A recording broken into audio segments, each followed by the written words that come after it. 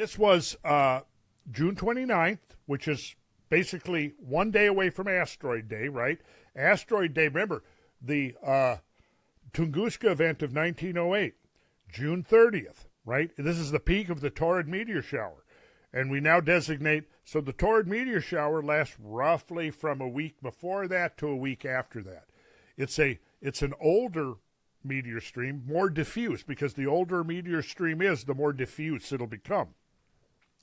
Some of the younger meteor streams, the Earth will pass through the stream in a day or two. It takes Earth literally 2 to 3 weeks to pass through the entirety of the Taurid stream. It's more diffuse. That diffusing, the degree of diffusion is going to be a yardstick in a sense to let us know that that stream is probably old. My guess is that the stream, from what I've seen, that it's probably between 25 and 30,000 years old. That it resulted from the fragmentation of a very, very large comet between 25 and 30,000 years ago. And most of it is cleared out by now, but this item, this asteroid could have been part of that stream, see, because it's June 29th. That's the peak. The peak is 29, 30, 31, right in there. Remember Tunguska, June 30th, see. So the timing is suspicious to me of this, but it's 2024 MK was the name of the asteroid. It flew past the Earth well within the lunar orbit. It was only discovered on June 16th, right? So it passed the Earth on June 29th, so the 16th, so what are we looking at? Less than 2 weeks between the time it was discovered and the time it just whisked by the Earth. A cosmic whisker missed the Earth, right? The asteroid was estimated to be between 5 and 800 feet in diameter. Now, Tunguska was about 150 feet in diameter, but remember, if we're thinking just for ballparking, the volume of a sphere, right? So the volume of a sphere, it scales by 4/3 pi radius cubed. In other words, take the radius, cube it, multiply that by 4/3 pi, and you get the volume of the sphere. Well, we could do the calculation quick here. I may have done it already here. I think I already did it. If you're going to do it, that's awesome. 4/3, is 1.33. So put in 75 radius of Tunguska. That's what it was. Okay. Okay, and then go times. First, back up. You're going to put in 75, the number of feet, raise it to the third power. If you've got an x to the something key. Yeah. Okay, then raise it to the third power, then multiply times pi. Okay. And then that times 1.33. And tell me what you get. I get 1,762,728. Okay, 728. Now, can you put that in your storage? Mm-hmm. Okay, put that in storage. And now go 400 Okay. to the third power Okay. times pi times 1.33.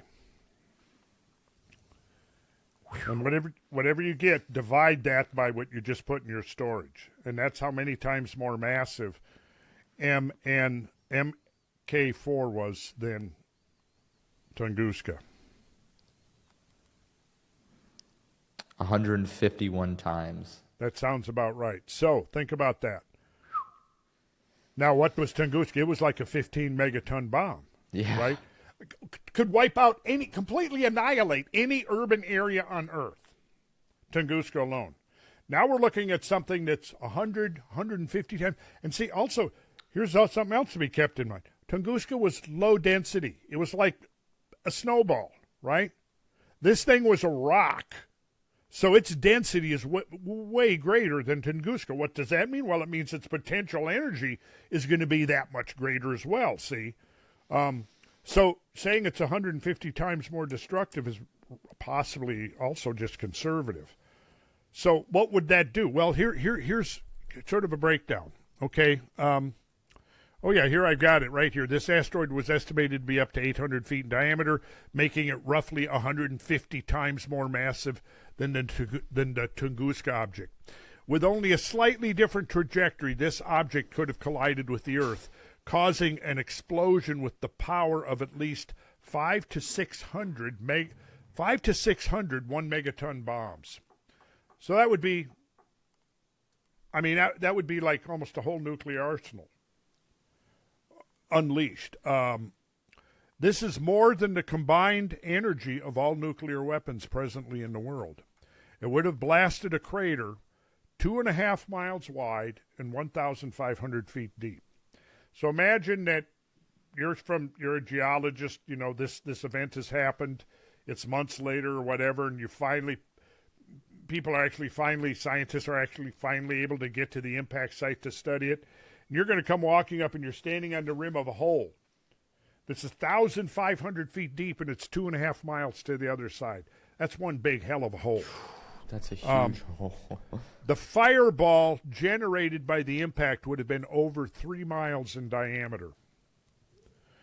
In a densely populated area such as the east coast of the United States, more than 1 million people would be instantly vaporized in the fireball or killed from the blast. Another 200,000 people would die from the 240 decibel shock wave.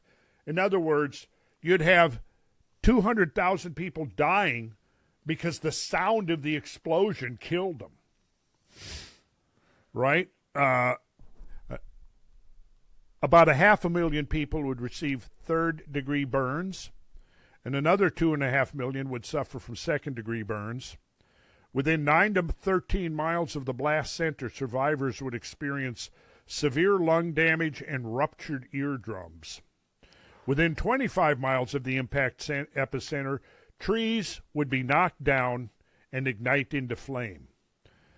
All or most buildings would collapse up to 22 miles from the impact site, and houses within 30 miles would be destroyed. An earthquake of at least 6.3 on the Richter scale would kill thousands more people and be felt up to 40 miles away. In other words, 40 miles away from the impact, you would feel the ground shake, probably farther than that. Peak wind speeds emanating outward from the blast would reach nearly 8,000 miles per hour. Inside of 20 miles, it would feel just like being inside of an F5 tornado. Now, that's what just missed us on June 29th. See, people are just like, that's what we're trying to do, Beckett. We're trying to get people to start paying attention to the big picture here, right? I think that's why we're doing this podcast together. That's exactly why we're doing that. And there are many components to this. Now, we can look at this and we can go, within the scale of cosmic events, that really isn't that major, right? That's not going to cause, locally, yeah, it's going to wipe out everything, but it's not going to cause a global mass extinction. Right. Right? Yeah. It's just going to cause a lot of damage to a city or a civilization. And even that, like what we were talking about last week, there's evidence of things that pale in comparison to that. Mm-hmm. Yeah. So I went on and I this is what I wrote. This was written in September of last year. I wrote this in September.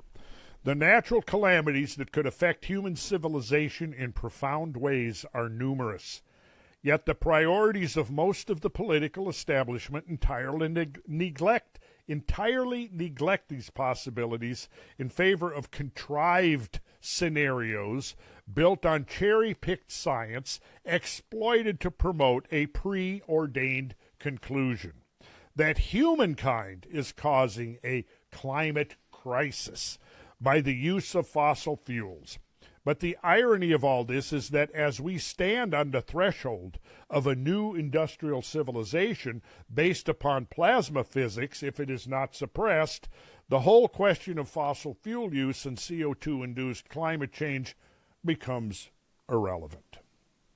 The whole thing becomes irrelevant. So anyways, at some point we're going to talk about the 536 to 544 AD event, that launched the Dark Ages, because that gives us another contrasting type of probably the combined effects of two impacts in a series of great volcanic eruptions that launched what we know as the Dark Ages, that pretty much was 3 centuries in extent, during which knowledge and learning was almost lost in large parts of the world. And there was a few places where it survived, like, for example, Irish monasteries. Whatever it was, there was a group of monks in Ireland that set about to preserve as much of the classical world learning as they could. So there's actually even a book written about how the Irish saved civilization.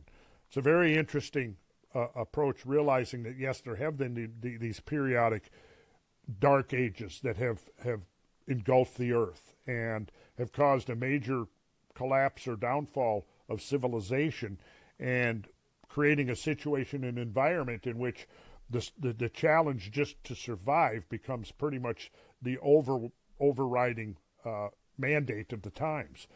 Once that we get through that, then there's periods of revitalization, such as came during the High Middle Ages.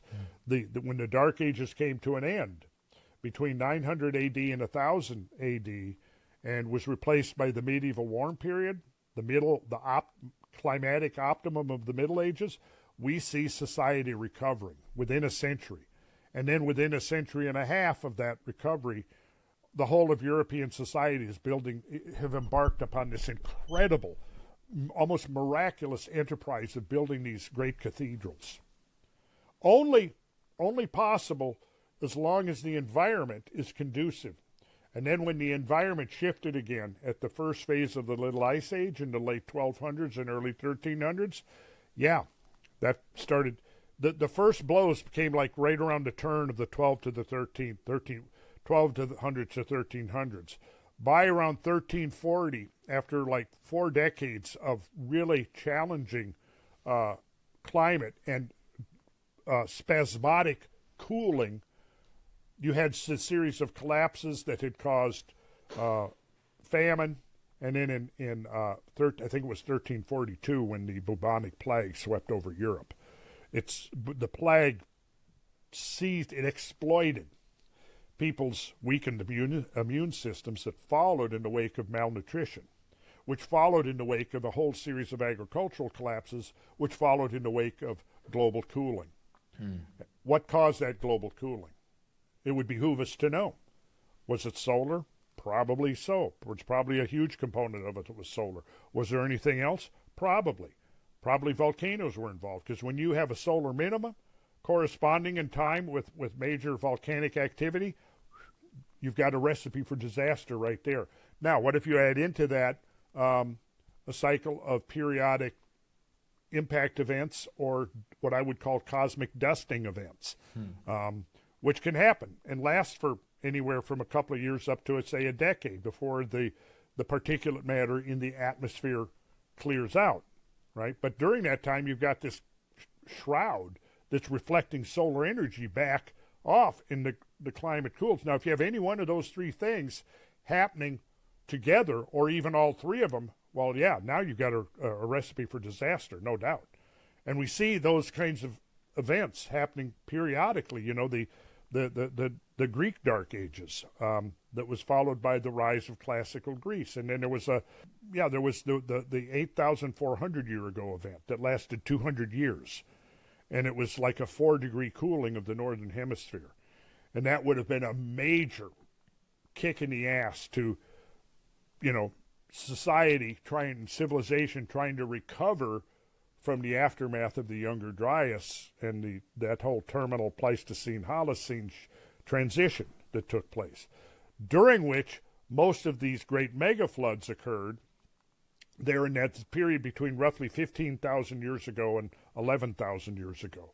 I mean, our planet that we inhabit underwent an extreme shaking up event, a whole series of convulsions that took roughly 3,000 years to play out. And by the time this whole series of chaotic environment finally settled down, half of the great megafaunal species of the planet were gone, completely wiped out, completely extinct. The Solutrean culture of Europe was gone. The Clovis culture of North America was gone. Probably other cultures that survived but underwent tremendous having forced reorganization, migration from places. It was major disruption of whatever humans were doing culturally and in terms of civilization.